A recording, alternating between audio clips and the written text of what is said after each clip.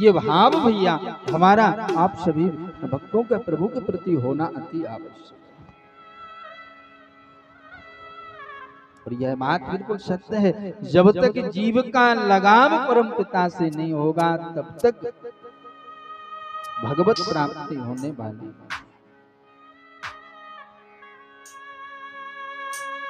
एक जैसे संसार से हमारा और आपका एक लगाव रहता है ना, वैसे संसारियों से परे होकर के संसार से कहीं ज्यादा उन परम पिता से लगाव रखो।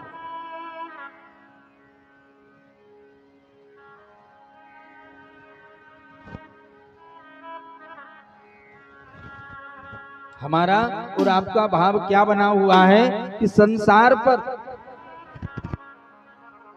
ज्यादा से ज्यादा समय देने का प्रयास किया करते हैं, चाहे आप हो चाहे हम हो, कोई हो।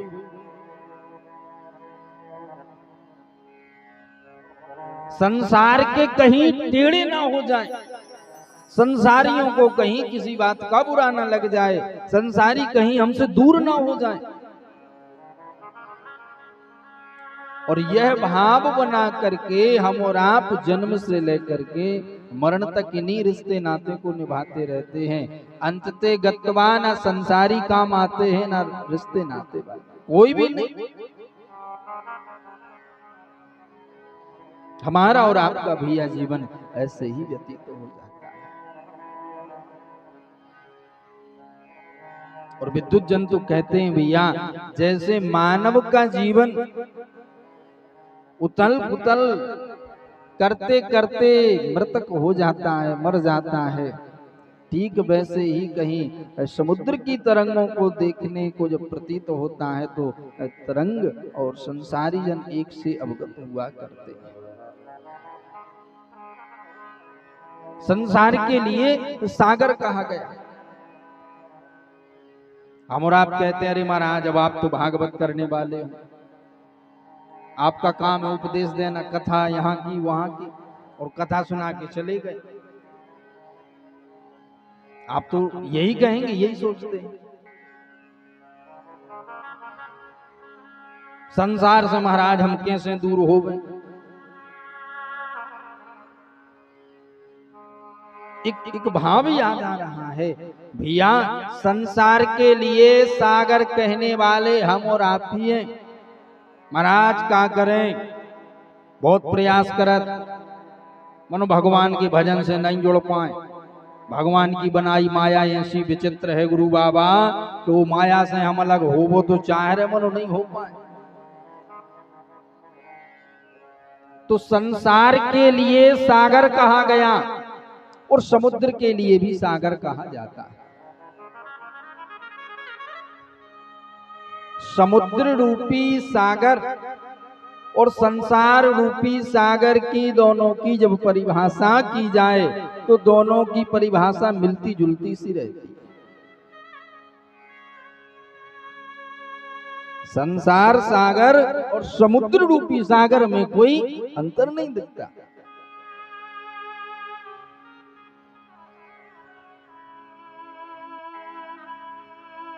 और कभी ऐसा लगे कि ये सत्य है कि झूठ प्रैक्टिकल करना हो तो एक बार जरूर समुद्र के पास जाओ। हम और आप भैया जब समुद्र के समीप जाते हैं और जब समुद्र के लिए अपनी आंखों से देखते हैं तो हमारा मन बढ़िया गदगद हो जाता है। ऐसा लगता है कि समुद्र से हम दूर ना जाएं। क्यों? देखने में इतना सुमनोहर दृश्य दिखाई देता है, इतना सुंदर दिखाई देता है। तो समुद्र रूपी सागर देखने में सुंदर दिखाई देता है। हम और आप समुद्र को देखते ही प्रसन्न हो जाते हैं, दूर जाने का मन नहीं करता है। ठीक उसी प्रकार संसार में जन्मे जीव प्राणी जन भी देखने में हमें और आपके लिए अच्छे दिखाई देते हैं। समुद्र के पास गए तो समुद्र देखने में सुंदर दिखाई दिया। संसारियों से जब हमने और आपने नैना मिलाए, आंखें दृष्टि चलाई तो संसारी भी देखने में अच्छे लगे।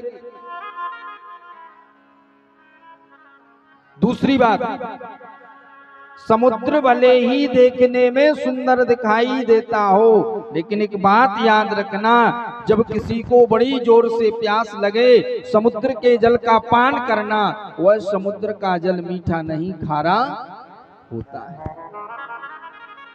देखने में कितना सुंदर दिखाई देता, लेकिन जब उस समुद्र के लिए हमने अपने जीवन में स्वीकार करना चाहा, जल का पान करना चाहा, तो वह जल मीठा नहीं खारा होता। ठीक उसी प्रकार देखने में संसारी अच्छे दिखाई देंगे, बोलचाल भी बढ़िया होंगे, लेकिन विद्युत जन कहा करते हैं, संत जन अपनी भाषा में कहते हैं, जैसे समुद्र का जलपान करने से समुद्र का जल खारा होता है, ठीक उसी प्रकार संसार में भले ही हम और आप बने हुए हैं, अपितु संसारियों से जब रिश्ते नाते जुड़ जाते हैं तो वही संसारी हमें और आपको अच्छे नहीं लगते। जैसे कि वह समुद्र का जल खारा होता है, वैसे ही समुद्र रूपी संसारी जन। तीसरी विशेषता बतलाई, तीसरी विशेषता में बतलाया, समुद्र के समीप जब खड़े होते हैं तो समुद्र की लहरों का उछलना कूदना दिखाई देता है, तरंगों का। ठीक उसी प्रकार संसार में भी जन्म लेना, मरण होना, कभी सुख आना तो कभी दुख आना,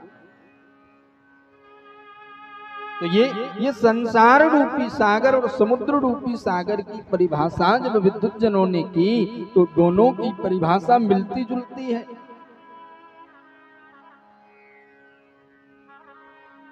संत महापुरुषों से पूछा, महाराज समुद्र रूपी सागर संसार रूपी सागर दोनों मिलते जुलते हैं, तो प्रभु भगवान ने हमारे लिए भेजा है, तो हम संसार में रहें तो कैसे रहें?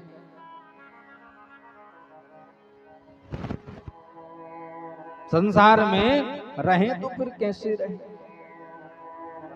संसार में भैया रहने का तरीका बताया है, संसार में कैसे रहना है।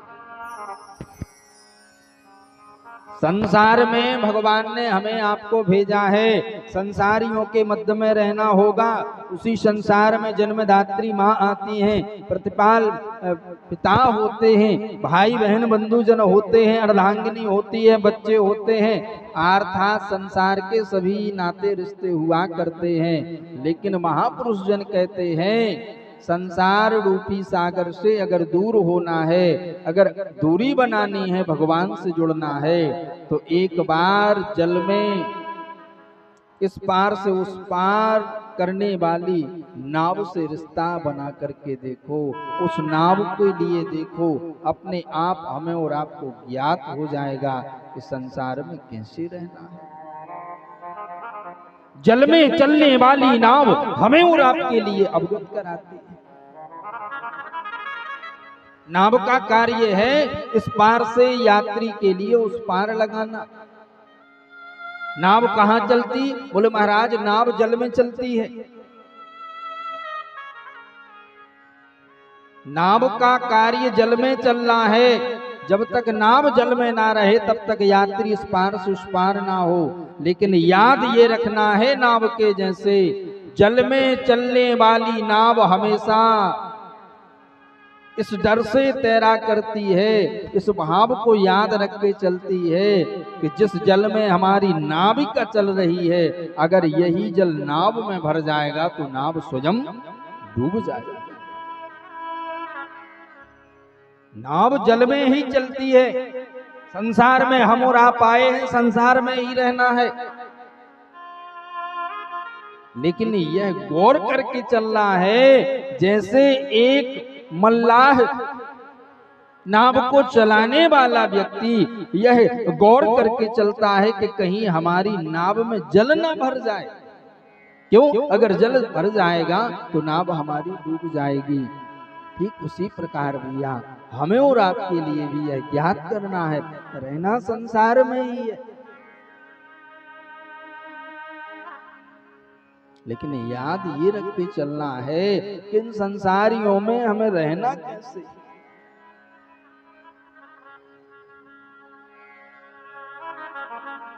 संसार में रहने का सबसे बढ़िया तरीका अगर कहीं मिलता है तो नाव से शिक्षा मिलती है,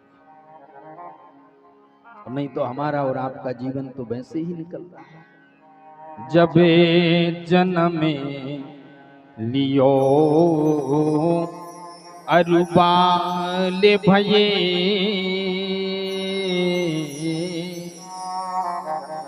तब एक रही सुध भोजन की। जब जन्म लियो अरुबाल भये, तब एक रही शुद्ध भोजन की। फिर तन में तरुणाई जब प्रकटी, तब प्रीत जगी तरुणा तन की। बाल अवस्था में प्रत्येक जीव भोजन की इच्छा लेके चलता है। भूख लगे महाराज भोजन मिल जाए। युवावस्था आती है तो माँ बाप के लिए चिंता हो जाती है, बेटा विवाह के योग्य हो गया है, बेटी विवाह के योग्य हो गई है। बाल अवस्था निकली, युवावस्था आ गई, फिर बुढ़ापा आता है। तने वृद्ध भयो तृष्णा जागी, तने वृद्ध भयो तृष्णा जागी। सब लोग कहें सन की सन की। वृद्धावस्था आती है तो जिन बेटा बेटियों के लिए हम और आप अपना जीवन व्यतीत करते हैं वही बेटा बेटी कहते हैं। दादाजी के लिए बुढ़ापा आ गया है, दादी को बुढ़ापा आ गया है, दादा दादी बेचारे पानी मांगे, बेटा बहू बोले अरे हाँ तो मुंह चलाने की आदत है, चिल्लाने दो। ये चतुर्थ अवस्था की स्थिति है हमारी और आपकी। तन वृद्ध भयो तृष्णा जागी, सब लोग कहें सन की सन की। सुख मंजोल नाय मिलो रे कबहू, रही अंत समय मन में मन की। जन्म से लेकर के मरण तक सुखानुभूति प्राप्त नहीं हो और हमारा और आपका ये जीवन निकल जाता। सुख मंजुल ना ये मिलो रे कबहू, रही अंत समय मन में मन की। रही अंत समय मन में मन की। जो हम आप अपने दिमाग में लेके चलते हैं, मन में जो विचार बने रहते हैं, ऐसा करना है वैसा करना है, ये करना है वो करना है, ये सोचते सोचते खटिया से हम और आप उठ जाते हैं, लेकिन मन की ये भ्रांति दूर नहीं होती। इसलिए परमपिता परमात्मा के श्री चरणों में विराजमान होना, भगवान की कथाओं में समय निकाल के जाना, भगवान के मंदिर में कीर्तन करने के लिए जाना और भगवान की आरती संध्या वंदन में सम्मिलित होने का प्रत्येक व्यक्ति को एक नियम बनाना चाहिए। जब मिले जितना। एक और भ्रांति बनी हुई है, लोग बात कहते हैं कि बुढ़ापा का भजन है, युवावस्था का नहीं है। जदादा हरो बिल्कुल बात झूठी आए हमारे हिसाब से। संसार में कोई सो नंजा जो छाती पे हाथ रख के कह दे कि हम 80 साल नौजंदर बने रहे। अरे आज की कल नहीं पाई यार, कह रहे यहाँ रे बच्चा बुढ़ापे की भजन, अबे नहीं करने भजन। नहीं भैया, जब से हमारे लिए और आपके लिए होश आ जाए कि भगवान ये है, गुरु ये है, संत ये है, माता ये है, पिता ये है, प्रत्येक बेटा बेटी का कर्तव्य बन जाता है भगवान का भजन, भगवान का कीर्तन, भगवान की भक्ति करना। ये भी नहीं है कि बाबा जी बन जाओ, घर द्वार छोड़ दो, नहीं, घर में भी रमे रहो लेकिन भगवान से नाता जोड़े रहो। हो ले चले अपनी नागरिया, भगवान की श्री चरणों में जब भी बैठो ये प्रार्थना जरूर करो। हो ले चलो अपनी नागरिया, हो अवध बिहारी सावरिया, हो अवध बिहारी सावरिया, अवध बिहारी सावरिया, हो अवध बिहारी सावरिया। ले चल अपनी नागरिया, ले चल अपनी नागरिया, ले चल अपनी नागरिया, ले चल अपनी नागरिया, अवध बिहारी सावरिया, हो अवध बिहारी सावरिया, हो अवध बिहारी सावरिया, अवध बिहारी सावरिया। ऐसे नहीं, मीठी मीठी डाली सेवा, बोलो राधा रमण सरकार की जय हो।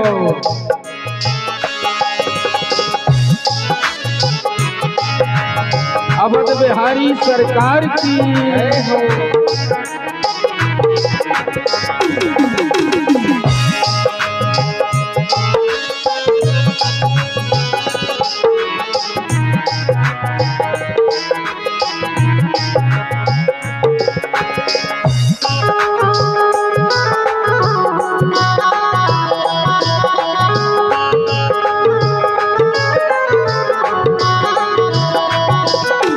हरी हरी हरी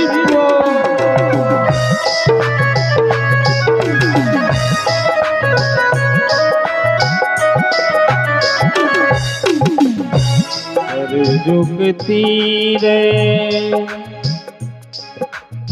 प्रभु अगर आपकी नगरी में हमारा जाना हो जाएगा तो प्रभु आपके धाम की तो बात ही निराली है।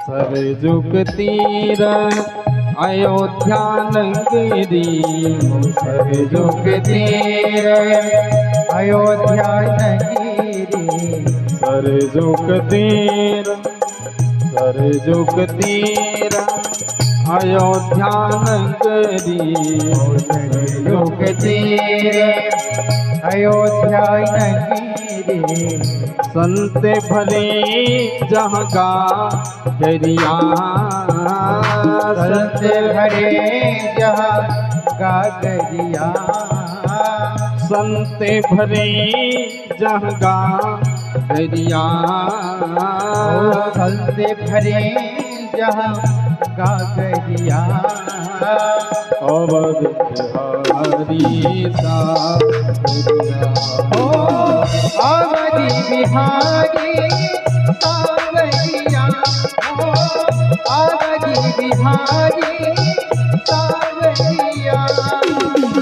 ले चले अपनी नागरिया, ले चले अपनी नागरिया, ले चले अपनी नागरिया, ले चले अपनी नागरिया, अवध बिहारी सावरिया, अवध बिहारी सावरिया, हो अवध बिहारी सावरिया, अवध बिहारी सावरिया। ले चल अपनी नागरिया, गरिया हो ले चलो अपनी नागरिया अवध बिहारी सावरिया।